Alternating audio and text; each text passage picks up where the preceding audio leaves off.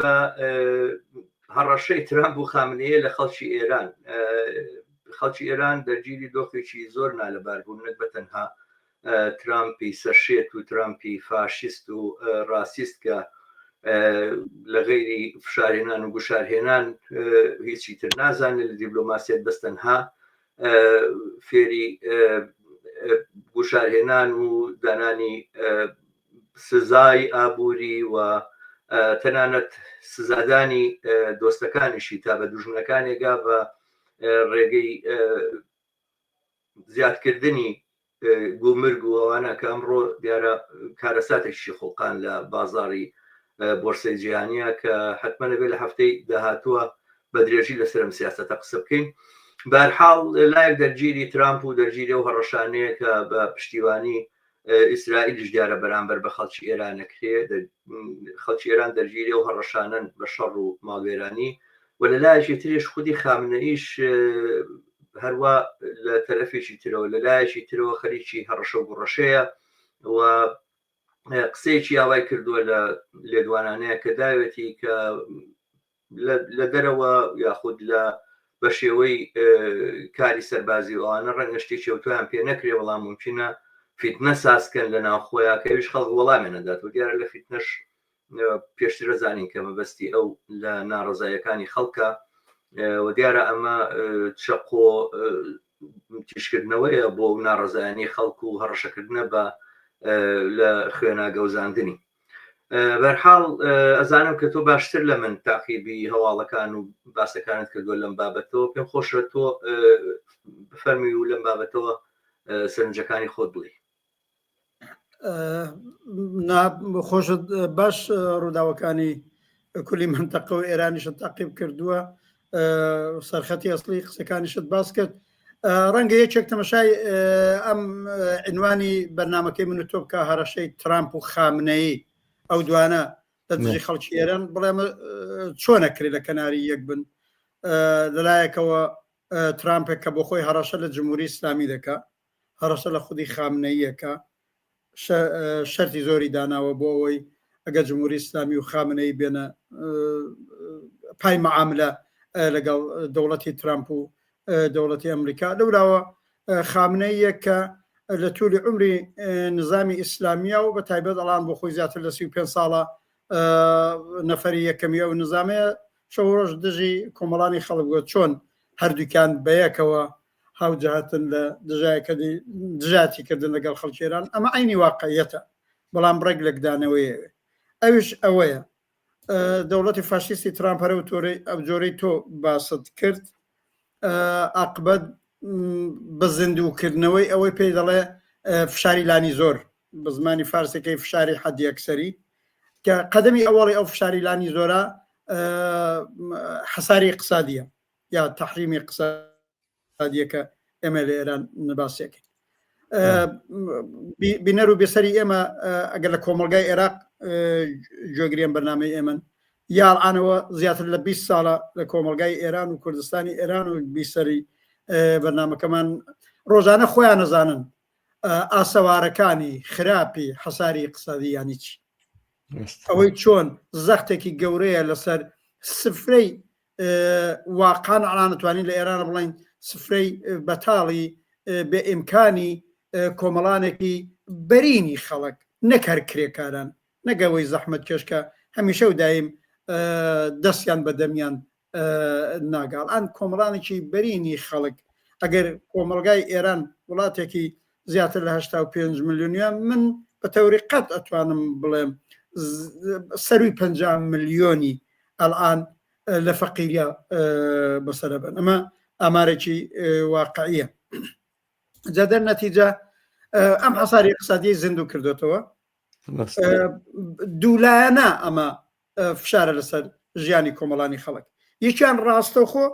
خودی و حەساری اقتصادیە زەخ دەخاتە سەر ئیمکاناتی بژی و لەو کۆمەلگایە با من قەول بەنداوە من تۆ تەوزیحاتەکانمان زۆر توولانی نەبی زۆر بە کورتی باسی بکەم ئەگەر لازم بوو لە دەوری دووەمە باسەکەم بۆ خۆی ڕاستەوخۆ زەخ دەخاتە سەر ئەو ژیانە. ئێمە دیمان حەساری اقتصادی دوای ساڵی 92 لە کۆمەلگای عێراق دوای داگیرکاری ڕژیمی فاشیستی عێراق بۆ سەر کۆیت چه ئاسەوارێکی لەسەر ژیانی کۆمەڵانی خەڵکی عێراق و مناڵی برسی لەو کۆمەلگایە بەجێش هەموو ئەوانان لە ئێرانە زیاتر لە 20 ساڵە بۆ حەساری اقتصادیە جا بە تایبەت چه دەورەی پێشوو لە دەورەی ترامپە چه ئێستاش کاڵان 2 مانگێکە هاتۆتەوە سەرکار کەمتر لە 2 مانگێکە ئەم سلاحە کە ظاهرەن جەنگی نییە بەڵام ئەمیش سلاحی کوشتنی کۆمەڵانی خەڵکە برسی کردنی کۆمەڵانی خەڵکە ئەمەی لایەکۆ زیندوو کردوێتەوە لایەکی دیکەوە هەڕەشەی شەڕ هەیە ڕۆژ لەگەڵ ڕۆژ هەرم ڕۆژانە دووبارە بینەر و بیسەریەمە شاید لازم نەکا من و تۆ زۆر تەوزیح بدەین ئەبینە هەر باسێوا دەکرێت لە ئێرانە درێ لە بەشی هەستەیەکەیە درێ لە بەشی سەنعەتیەکەیە درێ خۆمان نەزانین هەرم فەزای شەڕە هەم شەڕێکە گەر بقەومێ ئاسەواری هەرە گەورەکەی بۆ کۆمەڵانی خەڵکە بێت بەتایبەت وتم دوولایەنە بەچمە مەز دوولایەنە خودی ڕژیمی جمهوری ئیسلامیش کە بە دەرەجەیە لەژێر فشارەیە اتفاقەنە و ئەو زەخت و فشارە ئەشکێنێتەوە بەسەر کۆمەڵانی خەڵکە بە بەهانەی ئەوەی حساری اقتصادیم بە بەهانەی ئەوەی هەڕەشەی نظامیم لەسرە هەر جم و جوڵێک هەر حەقخوازیەک ئەخاتە زەرزەخت و فشارەوە و بەم ئاسەواری زەختە اقتصادیەکە خاتسەر کۆمەڵانی خەڵک و هەر وەک تۆ ئیشارەت پێکرد سخەنڕانی خامنەی جەلاد ڕۆژی جەژنی ڕەمەزان ئەوان پیاڵەن ڕۆژی نازانم عیدی فترە نازانم عیدی غەدیرە هەرچێک بێنن هات لەنێو هەموو ئەم قسانەدا هیچ قسەیەکی حسابی هیچ کاردانەوەیەکی جددی بەرابەر بە هەڕەشەکانی ترامپ پێ نەبوو بە تەوری واقعی بەڵام یەک هەڕەشەی واقعی پێبوو لەسەر کۆمەڵانی خەڵک ئەوژەوەی وتی ئەمانە ڕەنگە درۆژەکە لە دەرەوەی مەرزەکان زۆر کاریان پێ نەکرێت بەڵام لە نێو خۆداگە فتنە دروستکان منزوریەوەی ئەگەر دووبارە تەزاوراتەکان بوون ئەگە مزایرەکان بوون ئەگەر اعتراضەکان بوون ئەگە هەرسانی جەماوەری بوون هەم بە دژ بە شەڕفرۆشی ئەمریکا و هێزان ئیمپریالیستەکان هەم بەوەی یەخەی جمهوری ئیسلامی بڵگەن تۆ بۆ خۆت پای شەڕەکەی تۆ بۆ خۆت ئامادەیەکی دروستکردنی ئەم حەساری اقتصادی لەستاوە هەڕەشەی کرد بە نێویەوەی کۆمەڵانی خەڵک بۆ خۆیان جوابیانە دەین و ئێمە بەتوندی جوابیانە دن و لێستاوە هەڕەشەی ئەوەی سەرکوتێکی زۆرتر بۆ سەر کۆمەڵانی خەڵک بۆ ڕابخەن دەتوانین لە درێژە قسەی لێ بکەن من بە زۆری بۆیان ناکرێت جا بۆیە ئەو نەتیجەی لێ بگرم بەڵێ هەوکات ئەبینین هەڕەشەی ترامپ بۆ سەر کۆمەلگای ئێران و هەڕەشەی خامنی یەک دەگرنەوە لە دژی کۆمەڵانی خەڵک لە دژی خەباتی کۆمەڵانی خەڵک دقیقاً وایە ئەم هەڕەشە و گوڕەشانە گەرچی بەشێک لە ئۆپۆزیسیۆنی ڕاستڕەوی ئێرانی ڕاستی تورەکەیان بۆ هەڵدورووە هەموو ڕۆژێک لە قسە و باسی ئەوەیان کە چۆنچۆنی ئەم فشارانەوەم گوشارانە بێ بە هۆی لاوازکردنی کۆماری ئیسلامی ئێران و ئەمە ڕێگەی بکاتەوە بۆەوەی کە گوایە جەماوەەر بتوانێت لەم فرسەتە کەڵک وەربگرێت و ئەوانە بێگومان جەماوەەر چاوەڕوانی گوشار و فشاری ئەمریکانیە بە پێچەوانەوە ڕاستەکەی ئەوەیە چ بۆ ئەو ئەم نمونەیە کە دوامەژت پێدا سەبارەت بە گەماروی ئابووری لە سەر عێراق لە ساڵی 91 چ ئەوەشی کە ئێبە لە ئێرانە لە ڕابردووا بینیمانە هەمیشە ئەم فشارە ئابوووریانە کەمەری ناڕزاییە جەماوەریەکانە شتێنێ تەوەقعی دێنێتە خوارەوە بە کەمتر ڕازی ئەکا بە جۆرە لە جۆرەکان ئامادە ئەبێ لەسەر ئێستا بۆ نمونە لانی بڵێن خەتی هەژاری بە جۆرێکی وایە کە پێم وانییە هیچ کارگەرێک لە ئێرانە بتوانێت موچەکەی بگاتە نیوەی ئەوەشی کە پێوتی خەتی هەژاری بەڵام لەگەڵەوەیە بە جۆرێک ئەو ناڕزایانەی کە پێویستە لە شوێنێکی کارگەری وەکو ئێرانە بیبینینوانە ئەگەر چی زۆرن ناڕزایەکان بەڵام بەو ئاسە نییەوە زۆر جار تەوەقعات و چاوەڕوانەکانیش دێنە خوارەوە و لە ئەنجامە سەرنجام ئەگەر شەڕەکە ببیانە بێ خودی ئەم هەڕەشانە دۆخێکی کۆنەپەرستانی وا دروستەکە کە شتی باشی لێ بەدی نایە من بیرم دێ لە ساڵی 91 نەنیەدا بۆ بەشێک لە کەسانێک کە لەگەڵ شەڕنینوانە بەڵام پێیان وایە گوایە ناکۆچی ئەمریکا لەگەڵ جمهوری ئیسلامیە باشترە لە ڕێکەوتنیان و پێکەوە سازانیان و ئەمانە هەمیشە ئەم گوشارە لەسەر جمهوری ئیسلامی ئێران بێ باشە مناوە ئەوە بەبیردێنەوە لە ساڵی 91 کاتێک ئێمە لە ڕاپەڕینا بەشداریمان کرد کۆمونیستەکانی کوردستان و عێراق و شوراکانمان پێکهێناوە خەڵکمان بانگەوازی ئەوە کرد کە خۆی ئوموری داری خۆی بەدەستەوە بگرێ و شعارات و دروشمی زۆر باشیشمان هێنایە پێشەوە و خەڵکێکی زۆری لە دەوری کۆبەوە وانە بوو بڵێن شتێکی لاوەکی بێت و پشتگوێ خستن بێ و هەر ئەوە بوو نەتیجەکەی کە وای کرد جوڵانەوەی چەپ قەڵەمبازێک و یاخود هەنگاوێکی زۆر گەورە بەرەو پێشەوە بدێ بەڵام لەگەڵ ئەوەیە وەختێک هاتنە سەر لێکدانەوە و قسەکردن لەسەر ئەوانە ئێمە کۆمونیزمی کارگەریە ئەو جوڵانەمان بە جوڵانەوەیەکی شۆڕژگێڕانە و ڕاپەڕینێک نەزانی دەلیلەکەشمان بەوە زانی کە ئەمە بەشێکە لەو گوشار و فشارە ڕاستڕەوانی کە لە دنیای ئەمریکا هێنایەتە سەر دنیا و شەڕی عێراق بەشێکە لەوە و لەو دۆخەشە گەماروی ئابووری لە ڕاستیە لە خلال ئەو 13 ساڵەیە کە بەسەر عێراقا فەرزکرا تەونی کۆمەڵایەتی کۆمەلگەی عێراقی تێکدا و بەشێک پێڵێن کۆمەلگەی بەشی بڵێن چینی ناوەند بەڵام بەگشتی چینی کارگەر یا بەشی پێشەوەی پێشڕەوی چینی کارگەر دەرگیری هەژاریەک و نالەباریەکی ژیان بوو کە یاخودەوە تا کۆچی کرد و عێراقی بەجێهێژیاوە تا کارێکی تری دۆزیەوەی وازی لە کارگەری هێنا بە جۆرێک جوڵانەوەی کارگەری ئەو ناڕزایە کارگەریانی کە ممکن بوو بێتە پێشەوە هیچ بنەمایەکی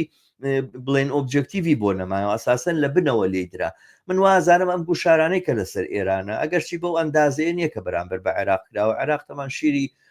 مناڵیش ماوەیەک قەدەغە کراوە کە بێتە عێراق و ئەوانە یاخود هەتا قەڵەمی ڕەژەوەی کە پێ نووسنەوەوانە گوایە ئەمە کبری نازانم کاربۆنی تیا و کاربۆنەکەی بەکاردێ بۆ چەکەوەوانە قەدەغا کرا تەواوی دەوڵەتەکانی دەوروبەریش هەموو بەشداریان کرد لەو تاوانە گەورەیە کە بەرامبەر بە خەڵکی عێراق کرا ئەمە بەو ئەندازێ نییە بەڵام بە هەر حاڵ ئەو دۆخە کارێکی کردووە کە ممکنە لە ئێرانیش ئەم کاریگەریدا نابێەوە ئەم دۆخی کە لە داهات و شادێتەوە دەست و پەنجەی ئەمەی پێوە دیارە من وازانم جوڵانەوەیشی شۆڕژێرانە خۆی بە شۆڕژێر بزانێ مەفروض وایە لە بەرامبەر ئەم گوشارانەیە کە ئەمریکایی هێنێ هەر ئێستا دەنگ هەڵبڕێەوە تەواوی ئازادی خوازانی جیهان بانگەوازکە کە ئەم ڕێگایە ئەم ڕێگای گوشارهێنانە لە جمهوری ئیسلامی بگرن لە بری ئەوە ئەگەر مەسەلەکە ئەوەیە کۆمەک بکەن بە جوڵانەوەی ئازادی خوازانە و شۆڕژێرانە لە ناوخۆی ئێرانە بۆی کەوا بە جێگایە بکە چەند خاڵی باشە ئیشارە پێکرد با منیش تەوزەحاتێکیان لەسەر بدەم یەکەم ئەوەی حەساری اقتصادی اتفاقا نەبێ بە گۆپاڵێک هەم لەسەر ژیان و هەم مانعێک لە بەرابەر خەباتی کرێکاری و جەماوەریە ئەینێ واقعیەتە ڕووی داوە کۆمەلگای ئێران کۆمەلگایەکی زیندووە خەبات و ئەقساباتی کاریگەری و حتا جەماوەری تو هەر ئێستا لەم دەورانەدا لە ماوەی ئەم یەک ساڵەدا ڕۆژ نییە لەم شاریان لەو شار لە شەقام عاقبەت ئەوەی پێڵەن خانە نشینان یا پەرستاران یا ئەقسابی ئەم یا ئەو مرکزی کارگەری نەبینی هەر پێرەکە جوتیاران یا کەشاوەرزانی منطقەی ئیسفاهان بە هەزاران کەس هاتوونەتە مەیدان بەڵام حقیقەتەکەیەوەیە ئەم هەلو مەرجی سەختی گوزەران و ژیانە ئەو ژیانی سێ چوار جار لە خوار فەقرەوە برستی بە دەرەجەیەک بڕیوە هەتا لەو خەباتە ئەترازیە کە ئەیتوانی بەهێزتر بێ کە ئەیتوانی یەکگرتووتر بێ کە ئەیتوانی پرتەوەقعتر بەرابەر بە کاربەدەستانی جمهوری ئیسلامی و جمهوری ئیسلامی بێتە مەیدان تۆ ئیشارەت هەموو ساڵە لە ئێرانە حەقدەستی کرێکار دانێنەوە بێتە بناغەیەک بۆ حەقدەستی هەموو بەشی فەرهەنگیان مامۆستایان خانەنشینان بەشی زۆری کۆمەلگا 5 جار لە خوارەوەی فەقرە مە بە قسەی خۆیان ئەوان 10 ملیۆن تمەنیان لە مانگا داناوە بۆ کرێکار حساب و کتابیان کردووە هەر لە ئێستادا هەر بنەماڵەیەکی کرێکاری یا ئەوەیوە زەحمەت چێشن و کارەکەن ئەگەر 3 کەس بن احتیاجیان بە 60 ملیۆن تمەن هەیە بۆ ئەوی ژیانێکی مەمرە و مەژیان ببێت ئەوە دیارە مانع زۆر دروستەکە لە بەرابەر خەباتی هەم کرێکاری و ئەم جەماوەریە با من نمونێتە بەبارە ترا بێنمەوە ئەو وەختی چوونە پای بەرجام چوونە سازان دەورەی سازان بوو لەگەڵ ئۆباما و ئەوانە دەرەجەیەکی تازە کەم دەرسەدە لە حەساری اقتصادیەکان کەم بووە ئەزانن 2 مانگە دوای بەرجامەکان اتفاقا گەورەترین خەباتی جەماوەری لە شارەکانی ئێرانە خوقا ئەوەی بە دەیمانگی 96 مەشهورە ئەوە دروست ما حدودی 3 هەفتە مانگە دوای گرێبەستی بەرجامەکە بوو کۆمەڵانی خەڵک کە ئەحساسیان کرد دەرەجەیەک زەختی اقتصادی و ژیانیان لەسەر لاچێ پرتەوقعاترات نەمەدان بۆ ماوەی هەفتەیەک زیاتر لە 100 شار لە قاما بوون ئاڵوگۆڕێکی گەورە لەو سەردەمەوە لە خەباتی سیاسی و اعترازی و ئەوەی ئێمە پیاڵین سەرنگون خوازانە و بزوتنەوەی سەرنگون خوازی لەو ڕۆژەوەی تر بە شکلی جەماوەری هاتەمەدان معلومە ئەوە لایەک خاڵێکی دیکەی کە باس کرد هێزە کۆنە پەرسەکانی ئۆپۆسیۆنی بۆژوایی ئێرانە کە لە سەرویانەوە ڕەزا پەهلەوی و سەڵتەنە تەڵەبانن کۆماری خوازانی سەر بە ئەمریکا و غەربن چونکەوانە دار و دەستەی جۆرا و جۆریان هەیە بازێکیان ئینسافن سەر بە پرۆغەربی نین و سەر بەوە نین بەڵامەوە بەشی ئەسڵەکەیان نین بەشی ئەسڵەکان ئەوەیە کۆماری خواز نیشتنەوە ناسیۆنالیستەکانی کوردن فدرالیستەکانن ناسیۆنالیستای نازانم ئازەربایجانن ئەمانە ئومێدیان بەستوی اتفاقن بەم حەسارە اقتصادیانەی ترامپ و بەم دەخاڵەتە نظامی ترامپ و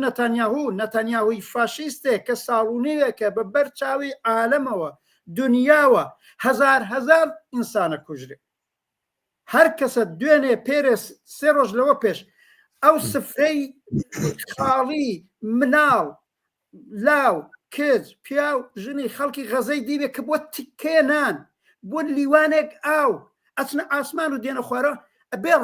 ئەبێ بڵێ ڕوود ڕەش بێ ئومێد دەبەستی بە نەتانیاهۆی فاشیست بۆ ئەوەی بێ کە گۆیە ئێرانە دوو ئازادکار گۆیە کوردستانە دوو ئازادکار ئەو هێزانە من لێرەوە خطاب بە کرێکار و زەحمەکێشی منتەقەکە و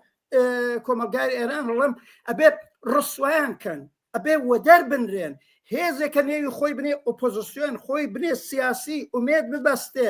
بە تیارە جەنگەکانی ترامپ و نەتانیاهوی فاشیست کە گویا کۆمەلگای ئێران و کوردستانی بۆ ڕزگار دەکرێت ئەبێ وەدەر بنرێن ئەبێ شارە و دەربکرێن ئەوانە ئۆپۆزیسیۆنی سیاسی نین ئەوانە دوکانداری سیاسین بە دوای ئەوە بەنەوایەک بگەن لە ئایندەی ئێرانە هەرە و جۆرەی چەڵەبیەکان و دارودەستەی شێعە و سوننە و ناسیۆنالیستەکانی کورد عێراقا خۆیان بنانونەوەیە گەشتون ڕۆژ نییە خەڵکی کوردستانی عێراق منتەزری موچەنێ بە لە بەغداوە بێ ئەوە تازەوە نمونەی باشترەکەیە بێ ئەوەی قرارە ترامپ و نەتانیاهو بەسەر کۆمەلگای ئێرانی بێنن ئەوەی لە عێراقا ڕوویدا ئێشتا گویان نمونەی باشترەکەی بێ لە ئەفغانستان ئەگەر بەدەستی ترامپ و نەتانیاهو ئەم هێزە جەنابی ڕەزا پەهلەوی و ناسیۆنالیستەکانی کورد و فدرالیستەکان و فاشیستەکانی ئۆپۆزیسیۆنی سیاسی ئێران بێ ئەوەی لە ئێرانە قرارە دوای ڕوودا و ئەوان بە قودرەت بگەن لە تاالبانی ئەفغانستان خراپترە بێ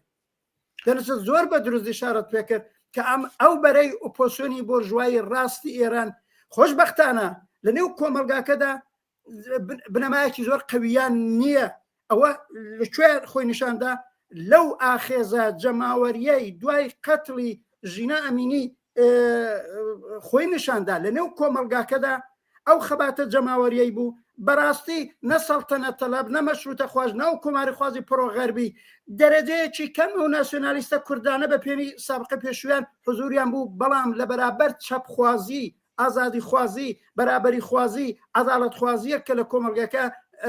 جگایان نەبوو بەڵام ئومێدیان بەوە هەیە ڕژیم چێنج بکرێ ئومێدیان بەوەیە سناریۆ ڕەش بە کۆمەلگای ئێران لە دامەژرێ ئومێدیان بەوەیە ئەمیان سبێنە بە دار و دەستەکانی نێو سوپای پاسداران خۆیان وەسڵکەن جمهوری ئیسلامی گوڵۆڵی بکەوێتە لەژی لە پێشان لە نێو خۆیدا بێ بە چەندین دار و دەستەی نظامی دژی کۆمەڵانی خەڵک ئەم هێزی ئۆپۆزیسیۆنی بۆرژواییەوە هەر لەستاوە معلومە جەنابی ڕەزا پەهلەوی وەسڵە بە بەشێک لە سوپای پاسداران وەسڵە بەشی لە ئەرتەش حتا ئەوەی دەوڵەتە ئەمریکایەکە دەوڵەتی ئەمریکا و غەرب بە باشی لای لێ ناکاتەوە لی بە گومانن کە کویە دەستی لەگە سوپای پاسداران تێکەڵە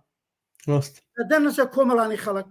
ئەبێ وشیار بین لە دەورێکی زۆر حساسین لە ئاڵگۆڕێکی زۆر حساسین بەڕاستی لە ماوەی دە 5 ساڵی گوزەشتە کرێکار زەحمەتکێ ژن لاو ئازادی خوازی ئەو کۆمەلگای نیشانی داوە ئیرادەی هەیە ئەتوانێت بێتە مەیدان ئەتوانێت بێتە شەبقام ئەتوانێت ئەتساب بکە ئەتوانێت ئەتراس بکە ئەتوانین مانعەکانیشی لابین بەڵام ئەم خەتەرە هەیە خەتەری دەخاڵەتی نظامی و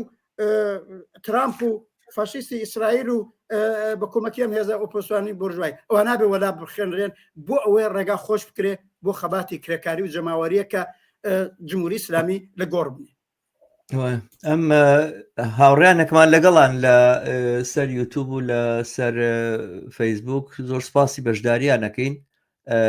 هاوڕێ دیار بەرزنجی سڵاوی نردووە، هاوڕێ کامەران ئەحمەد هەروەها هاوڕێ کامران ئەحمەد ئەم کۆمنتەشی نووسیوە لە ڕێگەی یوتوبەوە، دیار ئازام کۆمنتەکانی یوتوب ناتوانێت درێژ بێتەوە، هەر مجبورە بە دوو بەش بینوسێ. بەشی یەکەمی ئاڵێ ڕۆژی سێشەمە پنتاگۆن ڕایگەیاند کە گروپی کەشتی هەڵگری لە ڕۆژهەڵاتی ناوەڕاست USS کاڵ ویژنی سەربازی جێژی دەکات و پەیوەندی بە گروپی فڕۆکە هەڵگر و هێرشبەر بۆ SS هاری ئێسترومانەوە ئەکات. ئەمە دینی کرد بەڵێم هەواڵە بڵاو بووە دوی هەروەها پێتاگۆن 6 فڕۆکەی بۆمپاوێژی B2 خۆی نردووە بۆ دیگۆ گارسیا لە زەریای هیندستان کە مەودای لەدانی لە ئێرانەوە یەکجار نزیکە. بەهەرحاڵ من ئەمانەم هەواڵانە هەواڵی زۆر زۆر نیگەرانکەرن، بەڵام نازانم هاوڕە ڕەحمان من ئەوەی بیستومە لە هینەکان لە لێکدانەوە سەربازەکانە ئەڵێن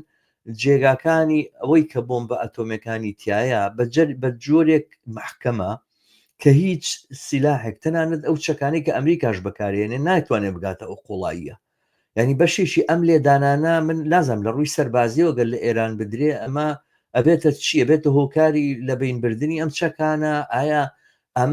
تەقینەوانە بەڕاستی ینی ئێمە لە بین دوو اختیارین، ئەگەر لێ نەدا و نەتوانێت لە ناوی بەرێ و ئەوانە ئەو دەم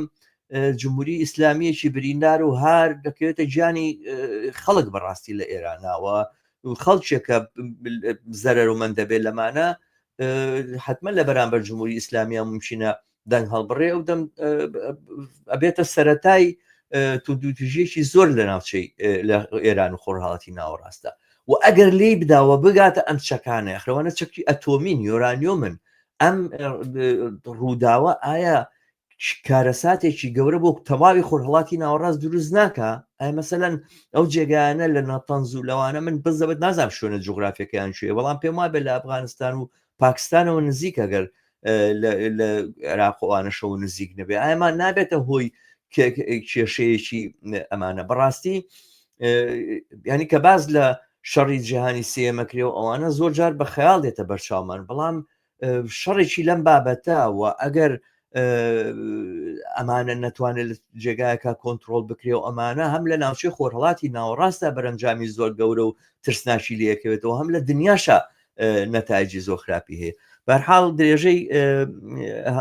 کۆمنتەکەی هاوڕێ کامەران ئەڵێ فرۆکە بۆمب هاوێژەکانی توانای هەڵگرتنی هەردوو چەکی ئەتۆمی و گەورەترین بۆمبی ئەمریکانێک کە توانای گەیشتیان بە دامەزراوە ئەتۆمی ژێرزەمینەکانی ئێران هەیە. بەرحاڵ من شتیترم بیستۆ لەو بابەتەوەڵێن بەشێک لە دامەزراوە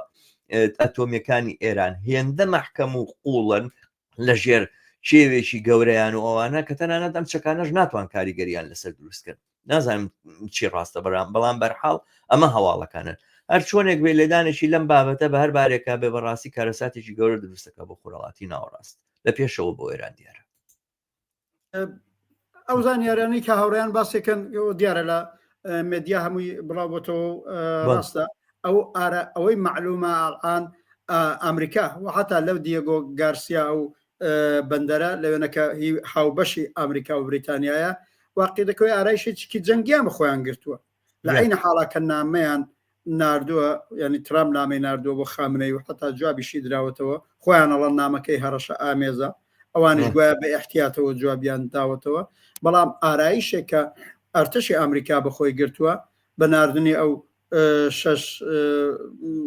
فڕۆکەی بێت و دوای هەموو ئەو کارانی کردووە بەڵ ئارایشێکی جەنگیان بەخۆیان گرتووە و خەتەرە هەیە لە پێش شابینینکەوە بە خستی لە حوسیەکانیاندا حوسیەکانیان وەکو نوێنەری جمهوری ئیسلامی هەتا ناوزەت کرد ترامپوان. ئەوە بینراوە ئایا هەر فقط جارێ بۆ نیشاندانی زەخت و فشارە بۆەوەی جمهوری ئیسلامی بە چۆ کابێنن چونکێڵان قسەیانەوەی هەر من پێشەوەی بێن بۆ بەرنامەکە لەگەڵ کەسێکی فارس زمان قسەیانە کرد کە دەورەی پێشوو لە نێو هەیەتی ئاڵوگۆڕ ئەوەی پێڵەن نەقل و ئینتقالی دایرەی ترامپ بۆ نێو کاخسفیت حزوری بۆ دیارە ئیطلاعاتی زۆر گەورە هەیە. ئەو قسەکەیەوە بوو ئەیوت خامنەی یا تەسلیمی کامل یا شەڕە بێت. ئەنی ئەمەی تر قسەی کەسێکە کە لە دەست و پەیوەندەکانی ترامپە ئەو ئارایشە بەخۆی گیراوە ئەوەی شوێنە ئەتۆمیەکانی ئێران ئەوە ڕۆشناڵەن بڵاو کۆنە بۆتەوە یەکجێ وەگەوەی سەدا حوسین بووی یا وەگەوەی حافظە سەد بووی لیاندا و لە بینچوو تەجروبیان بەدەستێناوە هەموو ئەم ساڵانە بڵاوە لە زۆر جێگای ئێران نەتەنیا لە منتەقەی مەرزی ئەفغانستان و نەتەنز و ئەو جۆر ئیسفەهان و نزیک تاران و ئەوە حتا لە کرماشان و ئەوانش کە گەڕێتەوە بۆ لای مەرزی عێراق وانە گویا لەوانەشە ئێمە زانیارێکی ئەوتۆمان نییە چەندە لە بن عەرز و لە قوڵایە بمبورێت نازانم بەڵام لەوانەیە بە تەواوەتی بۆیان پەک نەکەوێت ئەمڕۆ اتفاقان هەر ئەم کەسێک کە ئەوتم قسەیە کرد ئەیوت لە بەینبردنی شوێنە ئەتۆمیەکانی ئێران هەر لازم ناکات بە بۆمباران بێ شێوەی دیکەش هەیە ڕەوشی دیکەش هەیە من لێرە باسی ناکەم چ ڕەوشێکی دیکەی خۆتان نەزانن ئینتەرنێتی و ئەوە هەیە بمبورن بەڵام ئەوەی تۆکتت مەسلەوە تەواوی ئەو شوێنە ئەتۆمیانە تەواو لە بین چێ یا لە بین نەچێ خودی قەومانی شەڕەکە کارەساتێکی گەورەیە هەتا گەبیانەوێ لە زۆرێ لەو جێگانە بە ڕواڵەت بن بەڵام ئەوان خۆیان هەر بەوە مەحدود نەکردوێتەوە دەورەی پێشوو هەڕەشەی ئەوەیان کرد نەتەنیا لە شوێنە ئەتۆمیەکانەدەن لە شوێنە سەنعەتە ئەسڵیەکان دەن لە شوێنی نەود بدەن بەڕال اقتصادەکەی تێگڕمێنن ئەمانە ئیتر کارەساتی گەورەی بۆ سەر جامعە بێ و بە تایبەت من باسم کرد من پێم بە جمهوری ئیسلامی لە ئەو پەڕی لاوازیایە لە ئەو پەڕی زەعیفیایە هێرشێکی وا ڕەنگە ساختاری خودی حکوومەتەکە تێک بدە ئەم حکوومەتێکی بە شدەت هارە هێزێکی چەکداری هەم ئەرتەش هەم سپای پاسداران هەم بەسیج هەم نازام لیباس شەخصی زۆری هەیە زۆر نیروی نظامی هەیە مرکزیەتیان بە دەرەجەیەک تێک بڕمێ و تێک بچێ وانە ئەم ڕژیمە زەبەلاحا بەم هەموو دار و دەستە نظامی هەیە بتوێتەوە بچێتە ژێر عەرز وەکو مەسەلەن سەدا حوسین تەواوەن لەپڕتەوە بێ من پێم بێ ئەنواعی دار و دەستەی چەکداری مسلحی دژە ئینسان حتا لەوانەیە لە بەشێکیان هەڵگەڕێنەوە لە دژی خامنەی و دار و دەستەکەی بەڵام هەر کامیان ئەوێن کۆنتترۆلی منتەقەیە بگرن بەدەستەوە و حتا بەشێک لەم ئۆپۆسیۆنی کۆنە پەرستە بچێتە کەناریان لە کوردستان بەشێکی با پێت بڵێم بینەر و ویسەری ئێمە بزانێ ئەم سوپای پاسدارانەی جمهوری ئیسلامی کە لە ڕۆژی ئەوڵۆ دەستی پێهاتووە لە نێویدا گروپە محەلیەکان هەمیشە بەهێز بوون مەسەلەن لەڵەن باڵی کرمانیەکان ئەو شوێنەی وە قاسم سولەیمانی لێەوە هاتووە و سەردەستەیان بوو لە نێویان هەبوو بە ئۆتۆریتە و سوپای قودسی لێ دروستکە باڵی خوزستانیەکان کە شەمخانی و محسینی ڕزایی و ئەوانن باڵی نازانم ئازەربایجەکان باڵی ئیسفانیا ئەمانە هەموو لە نێو خۆیانە دار و دەستەی جۆرا و جۆریان هەیە دەستیان بە چۆک و ئیمکانات ڕاگە ئەوەی من ئێمە لەی نەگەرانی سناریۆی ڕەشێک بۆ کۆمەلگایە دامەزرێن تێکەولەکەیەک بۆ کۆمەلگایە داسەپێنن و بەتایبەت من پێم بێ لە لاوازی جمهوری ئیسلامیە خوب کۆمەڵانی خەڵکیش بێکاردانانیشن خەباتی کرێکاری خەباتی جەماوەری دێنە مەیدان بە حەقخوازی خۆیان جا ئەم دار و دەستە کۆنە پەرستانە ئەبنە مڵۆزم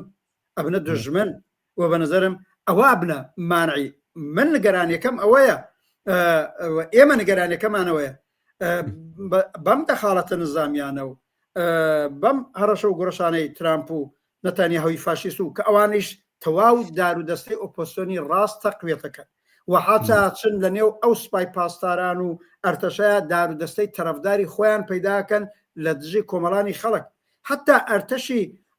دەورەی شا یەکتون چوونە پشتی خومینی عاملێک بەدەست خومینیەوە لە بەرابەر کۆمەڵانێکی ڕاپەڕی و ئەجملە لە کوردستان ئەی هێرش بۆ سەر کۆمەلگای کوردستان لە 28 مردادی ساڵی 58 چی کرا هەر بە سوپای پاسداران بوو سوپای پاسداران 1979 بڵێ 1979 ئەرتەشی دەورەی شا دووبارە هێرشی کردەوە بۆ سەر سنە و کامیاران و پاوە و ئەوان دەنەچە ئەگەر لە ڕوانگەی خەباتی کرێکاری خەباتی جەماوەری تەمەشاکەی ئەم حەساری اقتصادی و دەخاڵەتی نظامی و ئومێد بەستن بە بۆمبەکانی ئەمریکا و ئیسرائیلوانە تەواو بە زەریری کۆمەڵانی خەڵکە من پێم بێت اتفاقا ئەگەر شەڕ نەقەومێ بە هەر لێرەوە بڵێم کەمێکی جوولان ئەگەر شەڕ نەقەومێ حتا هەرم جمهوری ئیسلامیە سەردا بنەوێنێ تەسلیم بێ لە بەرابەرم خاستانەی ترامپ و ئەوانە کۆمەڵانی خەڵک زەلیلیەکەی زیاتر ببینن زەعیفەکەی زیاد ببینن ئەم شەڕ و ڕمانە بەوجودنێ اتفاقەنەوە مەجای زیاترەکاتەوە بۆ کۆمەڵانی خەڵک خەباتی جەماوەری خەباتی کرێکاری بێنە مەدان بە بەرچاوڕۆشنی بەڕێکخراو بوون بە سازماندراو بوون بەدەستی خەباتێکی سەرنگونی خوازانە جمهوری ئیسلامی بچێتە کەنار ئەو وەختە بەنەزەرم هەم هێزە ڕاستڕەوەکان ئەوەنە جێگایان نابێ هەم ئەم دەخاڵەتی ترامپ نەتانیاهوش ئەوەندە جێگای نابێت نەگەوەی ئەوان هیچ کارێ ناکەن بێکاردانانیشن تەمەشان ناکەن بەنامە و پرۆژی خۆیانە بێ بەڵام مەجال بۆ کۆمەڵانی خەڵک زیاترە بێ هەر ئەو نمونە زۆر ڕۆشنە دەیمانگینەوە 6 مانگێک دوای بەرجامەکەیان بوو 110 شار هاتنە مەدان لە دژی جمهوری ڕاست بەرحاڵ ئەم باسە لێرەیە کۆتایی پێبێنین هاوڕێ ڕەحمان لەبەرەوەی وەختی خۆیمان پێدا واسی و 3 دقەیە تقریبان یاخود 32 دقیق قسەی لەسەرەکەین بچینە سەر باسێکی تر بەڵام بەر لەوە من بینەرانێکی باشمان هەن لە یوتیوب و لە فەیسبوک داواکارم دووبارە هاوڕێیانێک ئەگەر بۆیان گونجاوە لە ڕێگەی یوتیوبەوە تەماشاکاری بەرنامەکانمان بن باشترە کۆمنتەکانی ئێوە لە یوتیوبەوە باشترە گاتە دەزێمە تاکو و فەیسبوک و هەر کۆمنتێک بێت حتمما ئێمە بەپێی ئەوە کە پەیوەندی بە بەرنامەکەمانەوە بێ هەوڵەدەین وەڵامی بدەینەوە و دووبارە داواکارم لێوەی ئازیزەکە تا ئێستا نەتان کردووە سەبسکرایبی کەناڵی هیوا لەسەر یوتیوب بکەن و بە دۆست و ئاشنانی خۆتانی